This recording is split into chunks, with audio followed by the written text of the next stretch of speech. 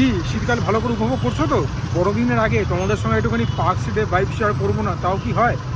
বড়দিনের দিন বা নিউ ইয়ার্সের দিন বা নিউ ইয়ার্স ইভে খুব ভিড় হবে। আজকে তোমাদের সঙ্গে পার্ক স্ট্রিটের ভাইবটা শেয়ার করে দিচ্ছি, কারণ এরপরে যা ভিড় হবে আর পুলিশের যেরকম কড়াকড়ি থাকে, ট্রাফিক পুলিশের পা রাখা দেয়। আমি জানি, আমি ভুক্তভোগী, আমিও করেছি বেশ কয়েক বছর আগে। এখন বয়সটা বাড়ছে তো। আশা করি সবাই ভালো আছো, সুস্থ আছো এবং মাঝে মধ্যে হলেও সুজয় ক্রনিকলস দেখছো।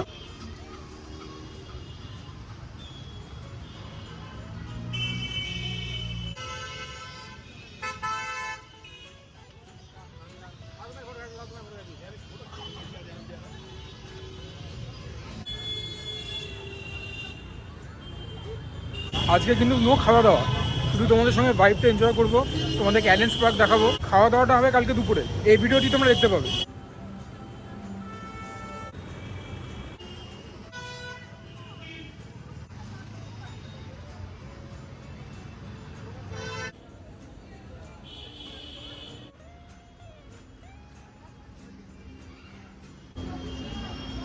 এখন আমরা অ্যালেন পার্কে প্রবেশ করলাম। কি সুন্দর সাজিয়েছে দেখো, অ্যামেজিং, খুব ভালো লাগছে ভেতরটা। পাবলিক টয়লেটস রয়েছে, ছোটোখাটো ফুড পার্ক। হ্যাঁ, স্ন্যাক্স, কফি, এই সমস্ত, অনেক রকমের কেক।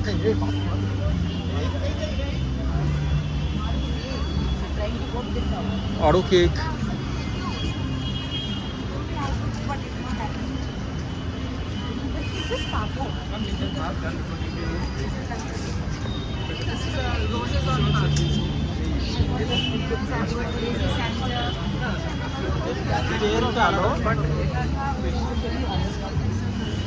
খাবার,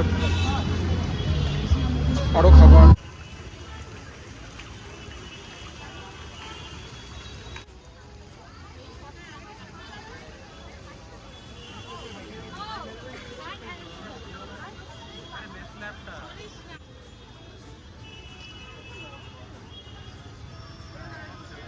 এক্ষুনি দুজন সাবস্ক্রাইবারের সঙ্গে দেখা হলো। অনুসুয়া চৌধুরী, উনি তো কমেন্টও করেন এবং ওনার সঙ্গে ওনার বন্ধু ছিল, তো খুব ভালো লাগলো দেখা হয়ে। এই যে আবারও বলছি একই কথা, যে যখন তোমাদের কাছ থেকে এই অ্যাপ্রিসিয়েশনটা পাই, ভালোবাসাটা পাই, ইট ট্রাম্পস এভরিথিং। ঠিক আছে, টাকা পয়সাটা খুব ইম্পর্টেন্ট, কিন্তু এইটা একদম unmatched. I feel very blessed, very privileged. কোনো একটা ফাংশন হবে, শো হবে কিছু, আর বিশেষ কিছু দেখাবার নেই। শুরুতেই বলেছি যে খাওয়া দাওয়া তো পার্ক স্ট্রিটে করছি না, এটার সঙ্গে যে খাওয়া দাওয়াটা দেখছো সেটা হচ্ছে সানডে লাঞ্চ, আজকে স্যাটারডে। তো তোমাদের সঙ্গে পার্ক স্ট্রিটের ভাইব শেয়ার করবো না শীতকালে, তা হতে পারে না। তবে আমার জন্য হাইলাইট কিন্তু অনুসুয়ার সঙ্গে দেখা হওয়া। Thank you Anusuya. এই হচ্ছে আজকের লাঞ্চের menu, short but absolutely superstar of a menu. Fish batter fry ভেটকি মাছ দিয়ে, এটা তো আলাদা করে বলতে হবে না, একদম ঝালঝাল করে মাটন, শুকনো মাটন। এটা হচ্ছে বাদশাহী পোলাও, এটা হচ্ছে পমফ্রেট ফ্রাই। এই রেসিপিটা অতনু রান্নাঘর চ্যানেল থেকে দেখে শিখে করা। এখানে নিজেদের কিছুটা কেরামতি গেছে, কিছুটা তন্নির পাকশা থেকে দেখে শিখে করা। ফেয়ারলি সিম্পল আজকের লাঞ্চ। তোমাদের দেখে কীরকম লাগলো? আশা করি কালকে পার্ক স্ট্রিটের পোর্শনটা তোমাদের ভালো লেগেছে। আর এখন তো খাওয়া দাওয়া হবেই। তোমরা সানডে লাঞ্চটা কী দিয়ে করো বা কীভাবে করো আমাকে জানিও। সানডেতে বাঙালিরা বেশিরভাগ বাড়িতেই খায়, অনেকে আবার হয়তো রেস্টুরেন্ট থেকেও খেতে পারে, সপ্তাহের বাকি দিন হয়তো ছুটি পায় না। এটা দেরাদুন রাইস দিয়ে করা হয়েছে। এর ভেতরে গেছে পনির, এর ভেতরে গেছে কিশমিশ, আমন্ডস, কাজু বাদাম। ছোটো এলাচটা মুখে পড়লেই হয়েছিল, ফেলেই দিই। হ্যাঁ, এই যে গোটা গোটা কাজু, কিশমিশ, পনির, এই যে পনিরের টুকরো, ক্রিম পনির। প্রথমে একটু রাইসটা এমনি খেয়ে তোমাদেরকে বলি কীরকম। ভালোই হবে, রাইসটা একদম ফাটাফাটি হয়েছে, চালগুলো একদম ঝরঝরে, সেদ্ধ ভালো হয়েছে, নুন মিষ্টি ভালো। আর কি দরকার পোলাও থেকে? হ্যাঁ, ঘিয়ের ভালো ফ্লেভার আছে, সাদা তেল এবং ঘি মিশিয়ে করেছি, তো ঘির একটা অ্যারোমাও আছে, ফ্লেভারও আছে। পোলাওটা দিব্য হয়েছে খেতে। রেসিপি নিয়ে কিছু বলবো না, আমাদের তো না। এই হচ্ছে ফ্রাইড পমফ্রেটের পিসটা কিন্তু বেশ বড়। আশা করি তোমরা ক্যামেরা থ্রু দিয়ে বুঝতে পারছো। দেখা যাক টেস্ট করে কীরকম। আরে বাহ, পমফ্রেটটার কোয়ালিটিটা একদম মার্কাটারি ছিল। মশলাদার খেতে,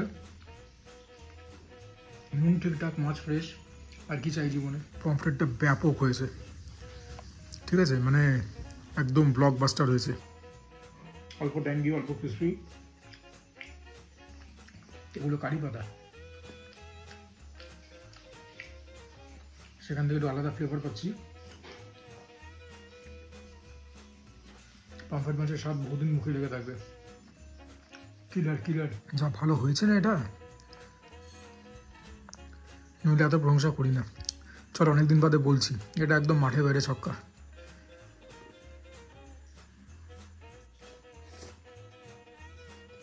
ও লাভলি লাভলি। সবার লাস্টে এটা ভাজা হলো, তো গরম থাকতে থাকতে এটাতে হাত বসাতেই হবে। দেখতে পাচ্ছ তো কতটা করে ভেটকি ফিলে রয়েছে। বাড়িতে খাওয়ার তো এই মজা। ওপরটা গোল্ডেন ফ্রাইড, ভালো হয়েছে খেতে। তবে একটু দুপুরটাও গন্ধ পাচ্ছি মাছের থেকে। না, মাছটা পচা বা বাসি নয়,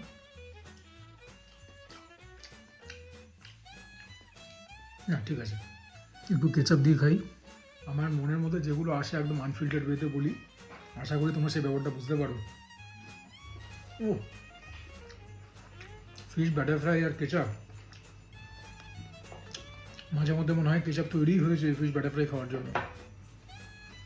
কিলার কিলার। মাছটা বাইরে বেরিয়ে এসছে, এইভাবেই খেতে হবে।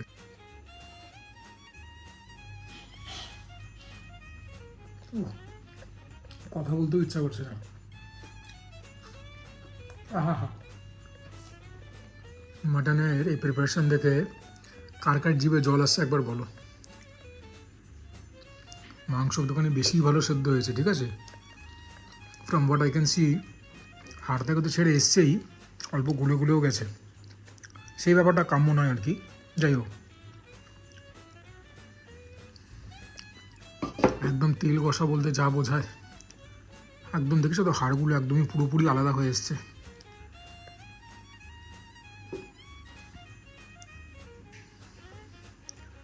এত ছোট করে কিন্তু পিস করাইনি। কালারটা একবার দেখো, একদম রেয়াজি খাসি। দেখা যাক কিরকম হয়েছে প্রিপারেশনটা।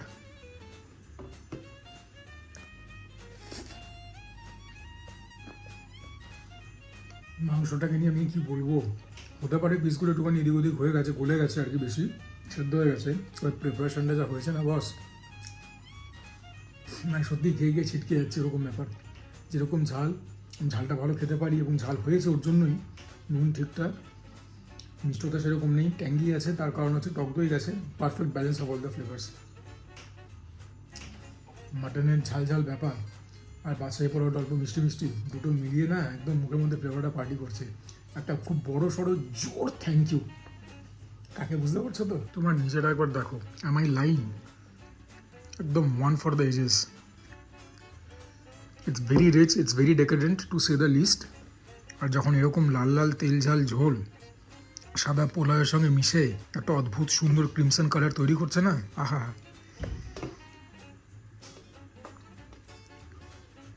ক্রিমসন কালার তৈরি করছে বলতে ভাতের রঙটাকে চেঞ্জ করে দিচ্ছে।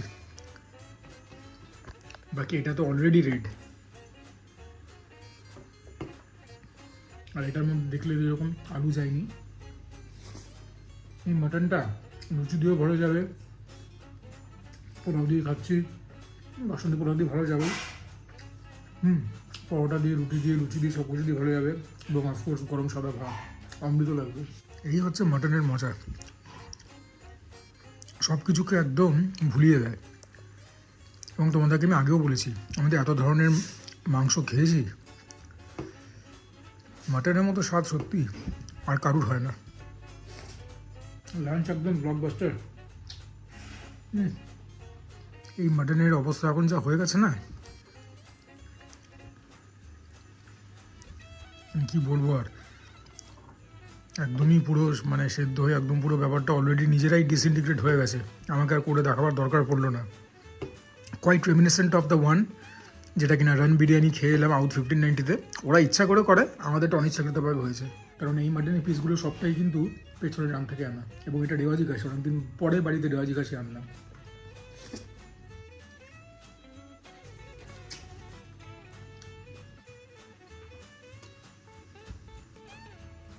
উফ,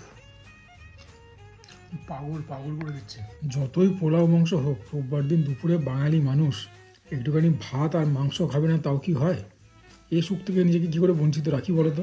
এতক্ষণ শুধু হেসে হেসে খাচ্ছিলাম, এবারে মুখের হাসিটা চওড়া হলো। ভাত মাংস, নাথিং ক্যান বিট ইট। বাঙালিকে একটু ভাত না দিলে হয়?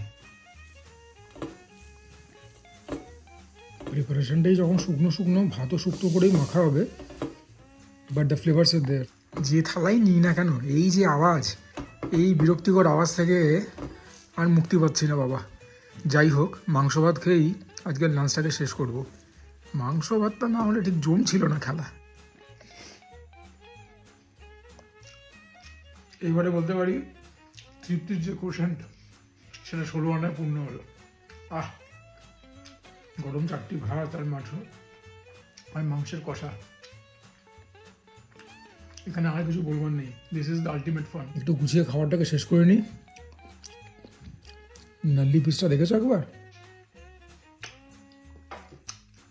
চলো, আজকের মতো ভিডিওকে এখানেই ইতি টানছি। যদি ভালো লাগে please consider liking the video, চ্যানেলটাকে সাবস্ক্রাইব করবে, শেয়ার করবে with as many people as possible, তোমরা কমেন্ট করবে। And for now this is me Surya signing off. তোমরা সবাই ভালো দেখো, সুস্থ দেখো, জমিয়ে খাওয়া দাওয়া করো, তার সঙ্গে ওয়ার্কআউট করো, বিকজ দ্যাট ইজ ইম্পারেটিভ। নইলে এত শত খাবার। চলো অন্যরকমভাবে ব্যাপারটাকে তোমাদের কাছে আমি অ্যাড্রেস করি। তোমরা গাড়ি কিনতে যাওয়ার আগে ভাবো যে আরে ইনকামটা ঠিকঠাক হচ্ছে তো, যে গাড়িটা যে কিনবো চালাতে পারবো তো। তো খাবার দাবার নিয়ে কেন কথাটা ভাবো না। যখন রিচ খাবার দাবার খাবো তখন চিন্তা করো না যে আমাদের শরীরটাও তো একটা জিনিস। ব্যায়াম করছি না, কিছু করছি না, খালি ভালো মন্দ খালি গিলে চলেছি, গলা অবধি, শরীর কতদিন টিকবে? চলো, অনেক জ্ঞান দিলাম, টাটা।